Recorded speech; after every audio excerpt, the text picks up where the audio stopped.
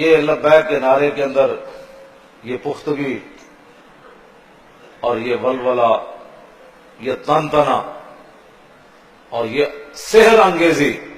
یعنی جادو، کہ یہ نعرہ ایسا ہے کہ جو سنتا ہے تو پھر پریشان بھی ہوتا ہے جو غیر ہوتے ہیں، اور جو عاشق ہوتے ہیں وہ آدھا گھنٹہ بھی لگائے تو وہ کہتے ہیں ابھی ختم کر دیا، ابھی تو جاری رہنا تھا چاہیے۔ اور یہ نعرہ اتنا پکا کر جانا ہے، اتنا پکا کر جانا ہے کہ جب سارے منہ کے اوپر مٹی ڈال دیں اور مٹھیوں میں خاک بھر کے دوست لائے وقت مرگ، اور عمر بھر کی دوستی کا یہ صلہ دینے لگے۔ جب یار بھی مٹی ڈال دے، رشتہ دار بھی مٹی ڈال دے، بیٹے بھی مٹی ڈال دے، بھائی بھی مٹی ڈال دیں، اور آنا وہاں رسول اللہ نے ہے، تشریف وہاں رسول اللہ نے لانی ہے، تو اتنی محبت کر کے ضرور جانی ہے کہ اعلیٰ حضرت بریلوی فرماتے ہیں کہ لحد میں عشق رخ شاہ کا داغ لے کے چلے، اندھیری رات سنی تھی چراغ لے کے چلے۔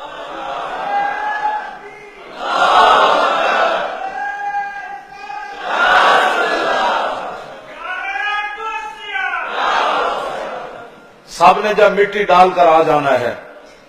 تو وہاں تشریف رسول اللہ نے لانی ہے، اور پھر جب یہ نعرہ بن دیکھے سینے چاک کر رہا ہو، بن دیکھے، ابھی تو جھلک بھی نہیں دیکھی، تو جب رسول اللہ کا چہرہ انور سامنے ہو، بن دیکھے آپ جو ایسے لبیک لبیک کر رہے ہیں، تو جب چہرہ انور پر نگاہ پڑے گی تو پھر اس وقت کیا کیفیت ہوگی اور لبیک کا انداز کیا ہوگا، پھر اس کے بعد فرشتوں نے پوچھنا کیا ہے۔ بس اسی کے لیے یہ ساری محنت ہو رہی ہے، اور کوئی مقصد نہیں ہے، کچھ بھی مقصد نہیں ہے، ایک ہی مقصد ہے کائنات میں، حضور کے غلاموں کا انہیں جانا،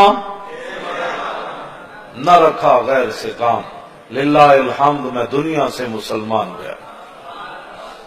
اور پھر مرنے کے بعد آنکھ کھلی تو کیا کھلی، اس وقت آنکھ کے کھلنے کا کوئی فائدہ نہیں۔ آج لے ان کی پناہ، آج مدد مانگ ان سے، پھر نہ مانیں گے قیامت میں اگر مان گئے۔ آج ہر یہ کان، یہ زبانیں ہر طرف سے بند کر کے ایک ہی بات کرو کہ لوگ کہیں اور کیا بات کرو، انہوں نے کہا تمہیں پتہ نہیں ہے رسول اللہ کے مبارک ہاتھ کیسے تھے، حضور مسکراتے کیسے تھے، رسول اللہ چلتے کیسے تھے، نبی علیہ الصلوۃ والسلام بیٹھتے کیسے تھے، حضور بدر والے دن کیسے چلے، فتح مکہ والے دن حضور اونٹنی پر طواف کیسے فرما رہے تھے، مولا علی کو جب کاندھوں پر اٹھایا تو علی مرتضیٰ کیا کہنے لگے، حضور اجازت ہو تو عرش الہی کو ہاتھ لگا دو۔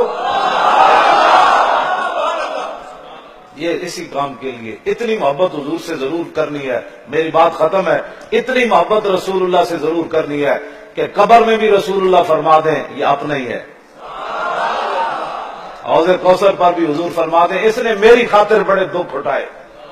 ہاں اس کا اس وقت پھر جس کو دکھ والے کو صلہ مل رہا ہو، ممتاز کو بلایا جا رہا ہو، اور میں اور آپ منہ اٹھا کر کھڑے ہوں، تو میرے آقا فرمائے کیوں پریشان ہو، کام تو ممتاز نے کیا تھا، تم اس کے ساتھ کھڑے بھی نہ ہو سکے، ہانسی تو اس نے جھیلی، جیلیں تو اس نے جھیلی، اس کے بارے میں کلمہ خیر بھی نہ کہہ سکے، اس لیے آج لے ان کی پناہ، آج حضور سے پیار کرنا ہے۔ حشر میں بھی حضور فرمائے کہ تو نے میری خاطر بڑے بڑے دکھ جھیلے، تو نے میری خاطر بڑی بڑی دشمنیاں مول لی، آج آ جا، آگے آ جا، اور آگے آ جا، یہ نہ ہو کہ پھر منہ اٹھائے کھڑا رہے، کوئی پوچھے بھی نہ کہ پیاس لگی ہے تو پانی پی لے۔ اس لیے یہ سارا کچھ اسی لیے ہو رہا، کسی کے لیے کچھ بھی نہیں کر رہا، کوئی بھی کچھ نہیں کر رہا، صرف حضور کی بات کرے، میرے آقا مولا کی بات کرے، بس جب حضور کی بات ہو جائے گی تو پھر بلال کعبے کی چھت پر چڑھ ہی جائیں گے، قریشی اور ہاشمی نیچے کھڑے ہوں گے، بلال کعبے کی چھت پر ہوں گے، جب حضور کی بات ہوگی تو اسامہ بن زید حضور کے پیچھے سواری پر بیٹھ ہی جائیں گے۔ 1,24,000 صحابہ حجۃ الوداع کے موقع پر نیچے چل رہے تھے، غلام اور لونڈی کے بیٹے حضور کے ساتھ بیٹھے تھے۔ اقبال بولیا، اقبال اور اعلیٰ حضرت کا شعر پڑھ کے دونوں نے ایک ہی بات کی، اعلیٰ حضرت فرماتے ہیں عصائے کلیم اژدہائے غضب تھا اور گروہ کا سہارا عصائے محمد، اور اقبال کہتا ہے وہ پرانے چاک جن کو عقل سی سکتی نہیں، عشق سیتا ہے انہیں بے سوزن ہوتا۔